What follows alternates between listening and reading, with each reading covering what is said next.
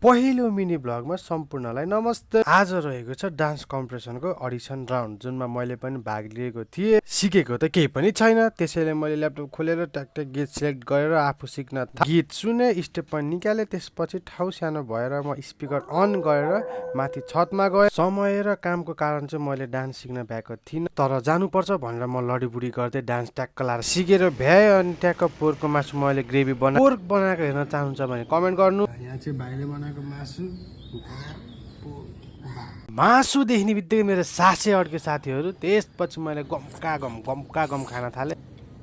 एक थाल भात खाएर बुढी फुल्लाएर म रेडी भएर बाहिर निस्किने बित्तिकै अन्त पसिना भयो। अडिसन राउन्ड 12 बजे थियो। ढिलै भइसके पनि म स्कुटर निकालेर सरर बाहिरतिर स्कुटरमा सरर 12 बजेको तातो हावा खाँदै म निस्केँ। ओहो, बाहिर निस्कु कस्तो गर्मी छ।